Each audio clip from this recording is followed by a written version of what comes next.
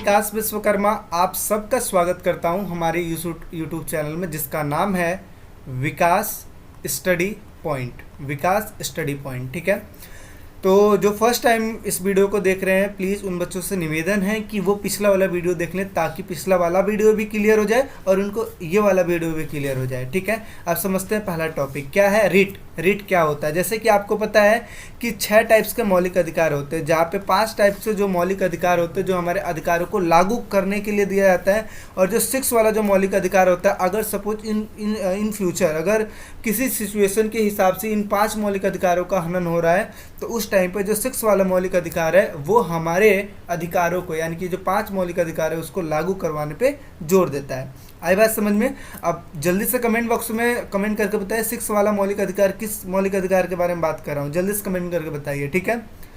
चलिए, जो नए बच्चे उनको मैं बता देता हूँ कि संवैधानिक उपचारों के अधिकार की मैं बात कर रहा हूँ कि अगर हमारे 5 मौलिक अधिकारों का हनन हो रहा है, ठीक है, या इनमें से कोई भी मौलिक अधिकारों का हनन हो रहा है, तो 6 वाला जो मौलिक अधिकार होता है जिसके थ्रू हम न्यायालय में जा सकते हैं। और कौन से न्यायालय में जा सकते हैं? जो सबसे ज़्यादा बड़ा न्यायालय है। और कौन सा है? सर्वोच्च न्यायालय में हम जा सकते हैं, ठीक है। अब बात करते हैं रीट। अब सर्वोच्च न्यायालय में हम जाएंगे तो सर्वोच्च न्यायालय एक फॉर्म जारी करेगा, ठीक है ना, एक लेटर देगा, ताकि जिसकी वजह से जो उसके मौलिक अधिकार का हनन हुआ है उसको दोबारा से लागू किया जाए। और जो वो आदेश जारी करेगा उसी को क्या बोलते हैं? रिट बोलते हैं। तो यही लिखा है कि न्यायालय मौलिक अधिकारों को लागू करवाने के रूप में जो आदेश देता है उसे रिट या प्रादेश करते हैं। बात समझ में आ गई। अब मौलिक अधिकार का हनन हुआ तो हम कहाँ जाएंगे? सर्वोच्च न्यायालय में जाएंगे। सर्वोच्च न्यायालय जो आदेश जारी करेगा उसे ही क्या बोलते हैं? हम रिट या प्रादेश बोलते हैं। आई बात समझ? सारी चीज़ को क्लियर करके चलेंगे, ठीक है। आगे बात करते हैं रीट कितने प्रकार के होते हैं। तो रीट जो होते हैं 5 टाइप्स के होते हैं। रीट कितने प्रकार के होते हैं? 5 टाइप्स के होते हैं। देखिए, बहुत ही बेहतरीन ढंग से आपको समझाया गया है। रीट के प्रकार 5 टाइप्स के होते हैं। पहला बंदी प्रत्यक्षीकरण, दूसरा परमादेश, तीसरा निषेध आदेश, चौथा अधिकार परीक्षा और 5वां उत्प्रेक्षण रीट। एक ऐसी ओरली हम बात कर लेते हैं।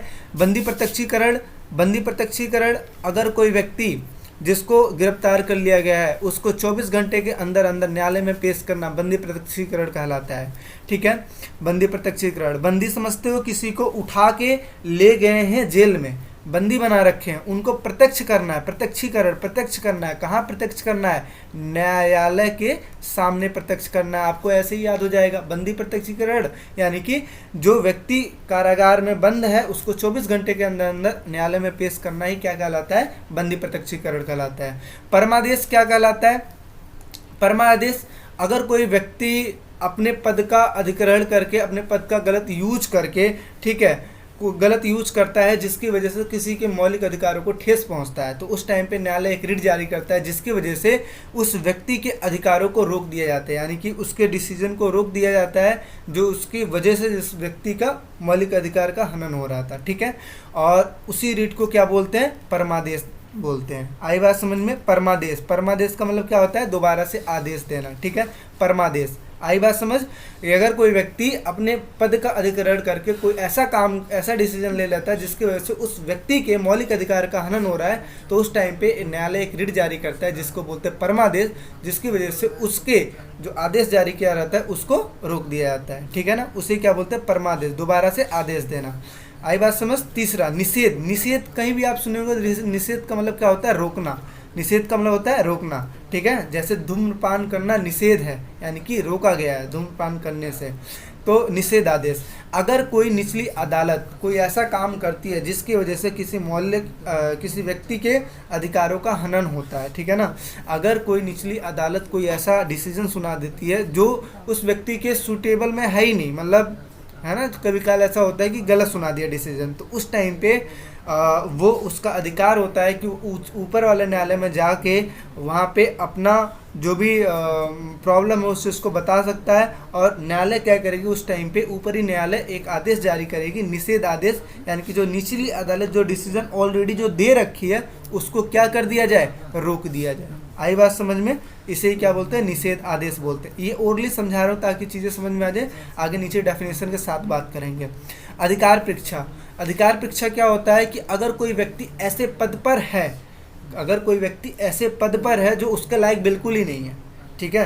तो उस टाइम पे न्यायालय एक रिट जारी करती है अधिकार परीक्षा के नाम से, जहाँ पे उससे ये पूछा जाता है कि भाई आप किस अधिकार से इस पद पर हो, ठीक है ना। जैसे आप देखते हो कई सारे लोग होते हैं जो फ्रॉड डिग्री के आधार पे कई सारे लेवल पे चले जाते हैं। तो उस टाइम पे अगर गवर्नमेंट को ये पता लगती है कि ये व्यक्ति उस लायक नहीं है, तो उस टाइम पे रिट जारी करके उसको हटा देती है। ठीक है, बात समझ में आएगी। अधिकार परीक्षा, ठीक है, समझ में आ गया। अधिकार यानी कि अधिकारों के बारे में, किस अधिकार से आप उस पद पे हो। ठीक है, आपको आई थिंक याद होता जा रहा होगा, नहीं याद होता जा रहा है, एक बार और वीडियो देखो, आपको सीधे समझ में आ जाएगी। आगे, उत्प्रेक्षण रिट क्या होता है। उत्प्रेक्षण रिट का मतलब क्या होता है कि अगर कोई निचली अदालत है जो अपने पद का अधिग्रहण करके कोई भी ऐसा डिसीजन सुना देती है जो उस व्यक्ति के सुटेबल में है ही नहीं, मतलब फेवर में नहीं है, तो उस टाइम पे ऊपरी अदालत क्या करती है, उत्प्रेक्षण रिट जारी करके उसे ऊपर की अदालत में हस्तांतरित कर देती है या ऊपर के अधिकारी को हस्तांतरित कर देती है।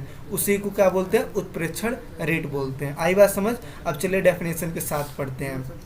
बंदी प्रत्यक्षीकरण, जैसा कि बंदी प्रत्यक्षीकरण के द्वारा न्यायालय किसी भी गिरफ्तार व्यक्ति को न्यायालय के समक्ष पेश करने का आदेश देता है। और कब पेश करने का, 24 घंटे के अंदर अंदर। अगर गिरफ्तारी का तरीका या कारण गैर कानूनी या असंतोषजनक है तो न्यायालय गिरफ्तार व्यक्ति को या मनुष्य को छोड़ने का आदेश भी दे सकता है। ठीक, आगे, परमादेश क्या होता है। यह आदेश तब जारी किया जाता है जब न्यायालय को लगता है कि कोई सार्वजनिक पदाधिकारी अपने कानूनों का संवैधानिक दायित्व से पालन नहीं कर रहा है अथवा इसकी वजह से किसी के मौलिक अधिकार का हनन हो रहा है, तो उस टाइम पे परमादेश जारी किया जाता है। ठीक, जैसा कि मैंने ऊपर ही बता दिया, आपको चीज़ें समझ में आ रही होंगी। आगे, निषेध आदेश क्या होता है। जब कोई निचली अदालत अपने अधिकार क्षेत्र का अतिक्रमण करके किसी मुकदमे की सुनवाई करता है, अतिक्रमण का मतलब होता है यूज करके, ठीक है ना, अपने अधिकार क्षेत्र का अच्छे से यूज करके मुकदमे की सुनवाई कर देता है, तो ऊपरी अदालत या उच्च न्यायालय या सर्वोच्च न्यायालय उसे ऐसा करने के से रोकती है, उसे ऐसा करने से रोकती है। और रोकने को ही क्या बोलते हैं, निषेध, यानी कि रोकने के लिए आदेश जारी किया गया है, इसे क्या बोलते हैं, निषेध आदेश बोलते हैं। ठीक, आगे, अधिकार परीक्षा क्या होता है। जब न्यायालय को लगता है कि कोई आदमी ऐसे पद पर आसीन है जिस पर उसका कोई भी कानूनी अधिकार नहीं है, तब न्यायालय अधिकार परीक्षा जारी करता है, जिसकी वजह से उसे उस पद पर काम करने से रोका जाता है। ठीक है ना, जैसे मैंने बताया कि कई सारे लोग होते हैं जो फ्रॉड डिग्री की वजह से किसी लेवल पे पहुंच जाते हैं, तो वहाँ पे उस टाइम पे जब न्यायालय को ये लगता है कि ये व्यक्ति उस लायक नहीं है, तो उस टाइम पे अधिकार परीक्षा के द्वारा उसको उस पद पे काम करने से रोका जाता है। ठीक है ना। आगे, उत्प्रेक्षण रिट क्या होता है। जब कोई निचली अदालत अथवा सरकारी अधिकारी बगैर अधिकार के कोई भी कार्य करते हैं, तो न्यायालय उसके सामने विचाराधीन मामले को लेकर उससे उत्प्रेक्षण के द्वारा उसको कहाँ ट्रांसफर करवा लेता है, ऊपरी अदालत या अधिकारी को हस्तांतरित कर देती है। इसी को क्या बोलते हैं, उत्प्रेक्षण रिट बोलते हैं। आई थिंक आपको सारी चीज़ें क्लियर हो गई होंगी। ठीक है, रिट के प्रकार 5 टाइप्स के होंगे, बंदी प्रत्यक्षीकरण, परमादेश, निषेध आदेश, अधिकार परीक्षा और उत्प्रेक्षण रिट। ठीक है, चीज़ें समझ में आ गई। अब मोस्ट इंपॉर्टेंट टॉपिक की बात करने जा रहे हैं, ये 4 नंबर के क्वेश्चन में आता है। ठीक है, राज्य के नीति निर्देशक तत्व। जैसा कि हमें पता है कि मौलिक अधिकार हमें मिले हैं, क्यों मिले हैं, ताकि व्यक्ति का पूर्ण विकास हो जाए। लेकिन आपको पता है मौलिक अधिकार जो मिले हुए हैं, जिसकी है तो मौलिक अधिकार बहुत ही ज़्यादा सूटेबल है, अच्छे हैं, लेकिन इन मौलिक अधिकार जो है वो लिमिट में है, कम है। ठीक है, तो इस वजह से व्यक्ति के पूर्ण रूप से विकास करने के लिए उनको कुछ और अधिकारों की आवश्यकता होती है, जो कि किस में संग्रहित किया गया है, राज्य के नीति निर्देशक तत्व में संग्रहित किया गया है। ठीक है, देखते हैं। स्वतंत्र भारत में सभी नागरिकों में समानता लाने और सबका कल्याण करने के लिए मौलिक अधिकार के अलावा कुछ और नियम बनाए गए हैं। ठीक है ना, स्वतंत्र भारत में सभी नागरिकों में समानता लाने और सबका कल्याण करने के लिए मौलिक अधिकारों के अलावा बहुत से नियम जरूरी थी। ठीक है, आगे, राज्य की नीति निर्देशक तत्वों के तहत ऐसी ही नीतिगत निर्देश सरकारों को दिए गए हैं जिसको न्यायालय में चुनौती नहीं दी जा सकती है। अर्थात कहने का मतलब क्या है कि ऐसे ही निर्देश जो अलावा जो अधिकार होते हैं या निर्देश होते हैं, ऐसे ही आदेश नीतिगत जो निर्देश होते हैं वो किसको दिया गया है, सरकारों को दिए गए हैं। और ये ऐसे अधिकार होते हैं, जैसे आपको पता है कि जो मौलिक अधिकार होता है, मौलिक अधिकार के लिए उसको लागू करवाने के लिए हम न्यायालय में भी जा सकते हैं, लेकिन राज्य के नीति निर्देशक तत्व को लागू करवाने के लिए हम न्यायालय में नहीं जा सकते हैं। ठीक है ना, एक बार समझने की कोशिश करना, थोड़ा सा उलझाऊ है बट आपको चीज़ें समझ में आ जाएंगे। पहला हमने क्या बात किया, पहला हमने ये बात किया कि मौलिक अधिकार के अलावा कुछ ऐसे और भी नियम होते हैं जो कि क्या होते हैं, जरूरी होते हैं, जिनको लागू करना ही करना चाहिए।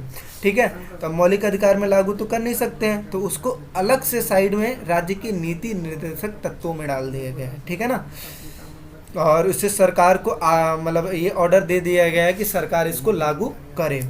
ठीक है, और इसको यानी कि राज्य के नीति निर्देशक तत्व को न्यायालय में चुनौती नहीं दे सकते, जैसा कि हम मौलिक अधिकार को दे सकते हैं वैसा राज्य के नीति निर्देशक सिद्धांत को नहीं दे सकते हैं। परंतु इन्हें लागू करने के लिए सरकार से आग्रह किया जा सकता है, यानी कि सरकार से रिक्वेस्ट किया जा सकता है कि इस चीज़ को आप लागू कीजिए। सरकार का दायित्व है कि जिस सीमा तक इन्हें लागू कर सकती है वो उसे करें, यानी कि जब आग्रह हम सरकार से करते हैं किसी चीज़ को लागू करने के लिए, किसी भी नियम को लागू करने के लिए, तो सरकार पूरी हद तक कोशिश करे उस चीज़ को लागू करने के लिए। ठीक है, अब देखिए राज्य के नीति निर्देशक सिद्धांत की सूची में 3 मुख्य बातों को रखा गया है। कौन कौन सी मुख्य बातें हैं, जैसे पहली चीज़ तो ये, इसमें जो निर्देश बनाए गए हैं एक तो लोगों के लिए बनाए गए हैं, लोग यानी कि समाज के लिए बनाए गए हैं। ठीक है, कि यानी कि जो भी गवर्नमेंट आदेश देती है उसको लोग फॉलो करें। दूसरा, उस आदेशों को यानी कि ऐसे जो जो आदेश हैं, ऐसे जो जो आदेश हैं जो लगता है कि ये समाज के लिए अच्छे हैं, उसको गवर्नमेंट को लागू करना चाहिए। और तीसरी चीज़ ये कि वो अधिकार, ठीक है, वो अधिकार जो मौलिक अधिकार में नहीं दिए गए हैं और व्यक्ति के विकास के लिए ज़रूरी हैं, उसको भी लागू करना चाहिए। ठीक है, तो पहला मैंने क्या बताया था कि इसमें यानी कि वो अधिकार जो समाज के लिए ज़रूरी है उसको लागू करना चाहिए। ठीक है, अब देखिए लक्ष्य और उद्देश्य जो हमें एक समाज के रूप में स्वीकार करना जरूरी है। अगर सपोज गवर्नमेंट ने कोई नीति निकाली, जैसे गवर्नमेंट ने एक नीति निकाली जिसकी वजह से गवर्नमेंट को लगता है इससे क्या होगा, लोगों का कल्याण होगा। ठीक है, तो इसमें हमारा फर्ज क्या बनता है, समाज का क्या फर्ज बनता है, इस चीज़ को स्वीकारे, क्या है ना, इस चीज़ को मंजूरी दे। तो ये लिखा है ना कि जिस वजह से मतलब गवर्नमेंट को ये लगता है कि ये हमारा लक्ष्य है और इससे हम डेवलप कर सकते हैं, अगर वो उस चीज़ को लागू करता है तो हमारा एक दायित्व बनता है, हमारा एक कर्तव्य बनता है उस चीज़ को हम स्वीकारें, अगर वो चीज़ सही है तो। ठीक है, बात पहली समझ में आ गई, लक्ष्य और उद्देश्य जो हमें एक समाज के रूप में स्वीकार करना या मंजूर करना चाहिए। दूसरा, अधिकार जो हमें मौलिक अधिकार के अलावा मिले, है ना, ऐसे अधिकार जो गवर्नमेंट मौलिक अधिकार के अलावा लागू करती है। ठीक, तीसरा, नीतियाँ, वे नीतियाँ जिसे सरकार मंजूर करना चाहिए, यानी कि ऐसा लगता है कि समाज में कुछ ऐसे फैसले हैं जो यानी कि समाज में कुछ चेंजेस करने की आवश्यकता है, समाज में कुछ और अधिकार देने की आवश्यकता है, तो गवर्नमेंट भी क्या करे, उस चीज़ को मंजूर करे। ठीक है ना, उस चीज़ को मंजूर करे, और किसके लिए करे, समाज के लिए करे। ठीक है, ये 3 चीज़ इंपॉर्टेंट है, क्या, लक्ष्य और उद्देश्य जो हमें एक समाज के रूप में स्वीकार करना चाहिए, और दूसरा अधिकार जो मौलिक अधिकार के अलावा मिलने चाहिए, और तीसरा नीतियाँ जो सरकार उसको मंजूरी दे, यानी कि मंजूर करना चाहिए। आई बात समझ, आगे समझते हैं। नीति निर्देशक तत्व, नीति निर्देशक तत्व इसके उद्देश्य होते हैं। कौन कौन से उद्देश्य हैं, जैसे लोगों का कल्याण करना, यानी कि जैसे मौलिक अधिकार में कई सारे अधिकार दिए गए हैं जिसकी वजह से व्यक्ति अपना डेवलप कर सकता है, तो ऐसे ही जो राज्य के नीति निर्देशक सिद्धांत है वो किसके लिए बनाए गए हैं, समाज के लिए बनाए गए हैं, ताकि समाज में डेवलपमेंट अच्छा हो। तो इसी वजह से यहाँ पे लोगों लिखा है, सबकी बात हो रही है, तो लोगों का कल्याण हो सके, सामाजिक, आर्थिक, राजनीतिक न्याय, जीवन स्तर ऊंचा उठ सके, और संसाधनों का समान वितरण हो, यानी कि पूर्ण रूप से समान, सबको एक बराबर वितरण मिले। आगे, अंतर्राष्ट्रीय शांति को बढ़ावा देना, ये सारे उद्देश्य हैं किसके, नीति निर्देशक सिद्धांत के। ठीक है, आगे समझते हैं नीतियाँ। नीतियाँ क्या होती है इसके लिए, जैसे समान नागरिक संहिता। समान नागरिक संहिता का मतलब क्या होता है कि कुछ ऐसे नियम कानून लागू करना जिसकी वजह से नागरिकों में समानता लागू हो। ठीक है ना, समानता हो। दूसरा मंदपान निषेध, मंदपान का मतलब होता है जो जैसे शराब हो गया, बीड़ी, सिगरेट, शराब, मतलब ये सारे चीज़। तो गवर्नमेंट तो अपने हद तक तो रोकने की कोशिश करती है। अब लोग माने चाहे ना माने, ठीक है ना, गवर्नमेंट अपने हिसाब से प्रयास तो करती है ना। देखो गवर्नमेंट हर वो चीज़ करने का प्रयास करती है जिसकी वजह से लोगों का कल्याण हो सके, और वही चीज़ है मंदपान निषेध। आगे घरेलू उद्योगों को बढ़ावा देना, ठीक है, ये नीतियाँ हो गई। आगे उपयोगी पशुओं को मारने पर रोक, उपयोगी पशु ऐसे पशु जो उपयोगी हैं उनको मारने पर रोक, ठीक है ना, ये भी नीतियाँ बनाई गई। आगे ग्राम पंचायतों को प्रोत्साहन, यानी कि ग्राम पंचायत जो उनको क्या करना, प्रोत्साहित करना। आगे बात करते हैं ऐसे अधिकार जिनके लिए न्यायालय में दावा नहीं कर सकते, यानी कि न्यायालय में आप केस नहीं ठोक सकते। कौन कौन से? जैसे मौलिक अधिकार के लिए आप केस कर सकते हो ना, ऐसे ही राज्य के नीति निर्देशक सिद्धांत के लिए आप केस या दावा नहीं कर सकते। पहला, पर्याप्त जीवन यापन, कहने का तात्पर्य है कि गवर्नमेंट क्या करती है कि न्यूनतम जीवन यापन के लिए आपको सामान देती है, राशन बंटवाती है, पर्याप्त नहीं बंटवाती है, न्यूनतम, ताकि आप खा सको, ठीक है। बाकी आप अगर हो तो आपका कर्तव्य है काम करना, अगर आप काम करो तो आपको पेट भरने के लिए धन तो ऐसे ही मिल जाएगा, ठीक है ना। तो पर्याप्त जीवन यापन के लिए आप केस ठोक नहीं सकते न्यायालय में। दूसरा, महिलाओं और पुरुषों को समान काम का समान मजदूरी, ये तो आप पहले से देखते आ रहे हो कि अगर पुरुषों को 100 रुपये मिलता है तो स्त्रियों को कितना मिलता है, 80 रुपये मिलता है, ठीक है ना। तो ये स्टार्टिंग से नियम बना हुआ है और इसके लिए आप न्यायालय में नहीं जा सकते हैं। आगे आर्थिक शोषण के विरुद्ध अधिकार, ये अगर शोषण के विरुद्ध अधिकार आपके पास है कि आपको 100 रुपये बोल के काम करवाया गया और आपको 80 रुपये दिया गया, इसके विरुद्ध अधिकार है, लेकिन आप ये बोलो कि आपको रोजगार नहीं मिल रहा है, ठीक है, आपको ये नहीं मिल रहा है, तो उसके लिए आप न्यायालय में नहीं जा सकते, ठीक है, क्योंकि ये आपके टैलेंट के ऊपर निर्भर करता है कि आपको जॉब मिले या ना मिले, ठीक है। और मैं जानता हूँ कि अगर कोई पढ़ा लिखा व्यक्ति है, ठीक है, अगर थोड़ा सा भी दिमाग यूज़ कर सकता है तो वो अपना डेवलपमेंट कर सकता है, अपने परिवार का डेवलपमेंट कर सकता है, विकास कर सकता है। आगे काम का अधिकार, इसके लिए भी आप न्यायालय में नहीं जा सकते। हाँ, ये है कि आपको गवर्नमेंट कई सारी ऐसी नीतियाँ निकालती है जैसे मनरेगा वगैरह, जहाँ पे आपको बैठने नहीं देती, आप कहती है चलो ठीक है 100 दिन का काम और काम का पूरा दाम वो मिलेगा, लेकिन आप कहो कि जीवन भर आपको काम मिले तो ये चीज़ नहीं मिलेगा। आगे बच्चों को मुक्त और अनिवार्य शिक्षा का अधिकार, मुक्त और अनिवार्य, अनिवार्य का मतलब होता है जरूरी। अब किसी बच्चे को MBA करना है, किसी बच्चों को BTech करना है, किसी को कुछ करना है, तो गवर्नमेंट थोड़ी ना कहेगी कि चलो मैं करवा रहा हूँ, गवर्नमेंट नहीं बोलेगी। लेकिन अगर प्राथमिक शिक्षा की बात करते हो कि ये चीज़ कंपलसरी हो, तो उस चीज़ के लिए गवर्नमेंट तैयार है, उस चीज़ करवाती है, जैसे 1 से लेकर 8वीं तक मुफ्त शिक्षा देते हैं ना, वो चीज़, ठीक है, तो उसके लिए गवर्नमेंट तैयार है। लेकिन अनिवार्य शिक्षा के लिए आपको कि न्यायालय में जाएं तो वो चीज़ पॉसिबल नहीं है। तो ऐसे कुछ अधिकार है जिसके लिए आप न्यायालय में नहीं जा सकते। आई होप आपको वीडियो अच्छा लग रहा होगा, समझ में आ रहा होगा। अगर समझ में आ रहा है तो लाइक कीजिए, शेयर कीजिए, सब्सक्राइब कीजिए ताकि सभी लोग पढ़ पाएँ, ठीक है। आगे बात करते हैं नीति निर्देशक तत्वों और मौलिक अधिकारों में संबंध क्या है। पहला, ये एक दूसरे के पूरक हैं। पूरक कैसे हैं? मौलिक अधिकार किसके लिए होता है? व्यक्ति के लिए होता है, ठीक है। और दूसरा चीज़, नीति निर्देशक सिद्धांत किसके लिए होता है? समाज के लिए होता है, ठीक, समाज के लिए होता है।